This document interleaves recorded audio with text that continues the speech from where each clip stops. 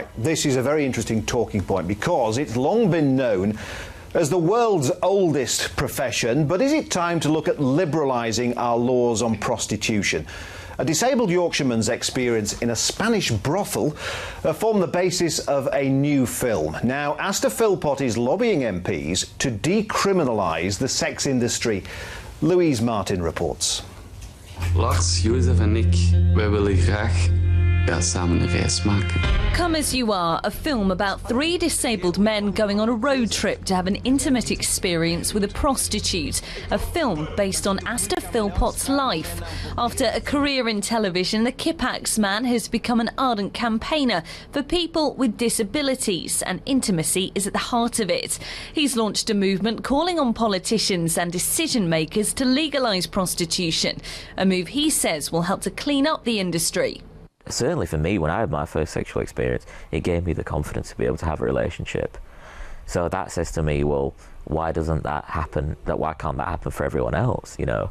Colne Valley MP Jason McCartney has become a patron of Asta's foundation, but when it comes to discussing his call to legalise sex work as part of his Intimacy for All project, he's hit a brick wall with a number of politicians.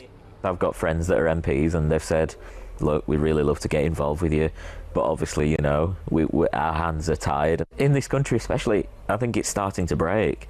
Let's get real, you know, let's strip away all the criminal activity around it and let's start to think of how we can do it properly.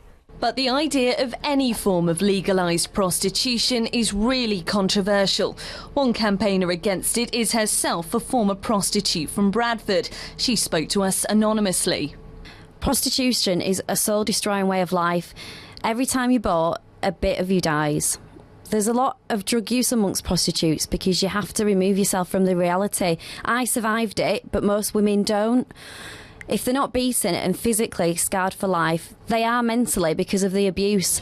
For Asta, prostitution is a service and one that should be legalised. But for the MPs he's tried to get on side, it's a subject they don't want to touch 2 years before an election. And Asta joins us here in the Sunday Politics studio. Hello to you, Asta. How do the laws in other countries on prostitution differ to ours? Sum up for us, because you've experienced this firsthand. Yeah, when I was in Spain filming with the BBC, it was kind of here and there, so it kind of flew under the radar. Whereas if you come back to England, it's completely different, and that's exactly why it's seedy. It's completely, you know, it's illegal, so that's the problem. And you say MPs have told you personally that they will be in favour of a change in the law, but they won't go on the record? Absolutely, yeah. I've got friends that are MPs, and, you know, they've said, we'll support you in every way we can, but obviously we can't say outright that, yeah, we'll support you in that area. OK, well, we have one MP with us today. Diana, is it time again to look at these ancient laws on prostitution? Well, I think Asta raises an interesting point, and I think there's a view that people with disabilities should have fulfilling lives in all senses. I personally feel with prostitution, I don't think that the situation we find ourselves in today, where we know there are women who are trafficked into prostitution, women who have drug and alcohol problems, mental health problems, who find themselves coerced into prostitution. I feel very uncomfortable in saying that actually the way forward is to legalise this whole system. That doesn't seem to me the way that I want to go. Edward, how far do your Liberal views stretch on this one? Well, first point to make, to follow what Dan has been saying, 75% of prostitutes start life as children. And that's one of the most terrible things about it. And there's drugs and so on, coercion involved, trafficking, all these issues need to be considered. On the other hand, I watched Asta's the documentary on his trip in 2007, and it does raise some very difficult issues. You've got to bear in mind, and coming back to your point about the European Court of Human Rights, we're not a part of the court, but we've taken that conception, the Convention on Human Rights, into British law.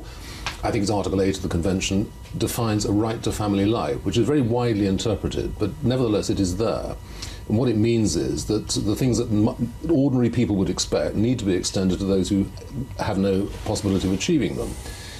And then there's the other question, which actually is raised in the documentary, and is the way in which there's a potential for vulnerable people, and I include Asta in this context, to be exploited by others who seek to befriend them and so on for the wrong reasons. So a whole range of issues. I was talking to someone this afternoon in Leeds about this.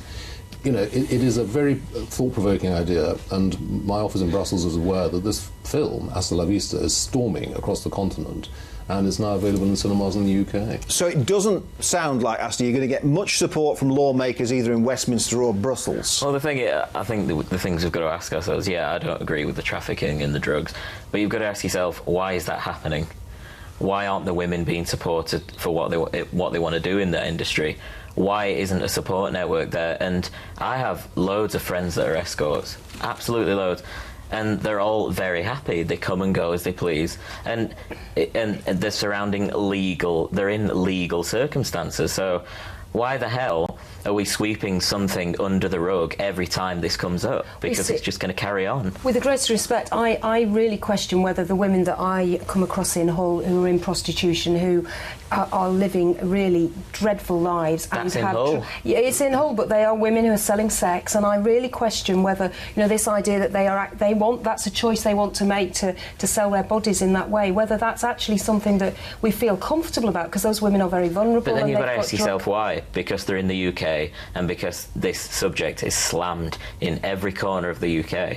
Well, I think we need to have a debate about sexuality and about what relationships are, and certainly around people with disabilities and what you want in your life. I think this is a good debate to have, but I'm not sure prostitution's the way forward. One factor I found interesting in the documentary made by the BBC was that the brothel you went to in Spain was actually adapted for the disabled, which I think is an interesting facet of it. In other words, they're not saying you're not wanted here. They're actually saying we're ready to accommodate people. It is legal, or it's not illegal in Spain. They've got a slightly more tolerant view about prostitution than we have here. Their regulations are perhaps a little more adapted to a certain reality which we can't ignore. It certainly needs looking at, because we're all on this kind of pedestal of, every day we see problems about finances, the war, this and that. But you should see how many emails I get a day from people with disabilities who really want this experience. My friend died without ever having it, and something really needs to be looked at if we're going to start being a real society and real human beings. So where do you go next with your campaign then, Asta? I've just started a campaign called Intimacy for All, because it's not all about sex, it's about the human contact with each other, and I don't get human contact every day because of the position I'm in, so all I want is sometimes a hug, and that's what I'm campaigning for, and we all just need a bit of love, and it's all about contact. You ever fancied becoming an MP? Absolutely, that's what I'm in the next year, that's what I'm campaigning for now. There's not much love in that game, I can tell you. Well, I'll bring the love in. There's not many hugs. The European Parliament, there's European elections next year. And the money's better. A bit. Asta, thank you very much for your time so today. Much. Okay.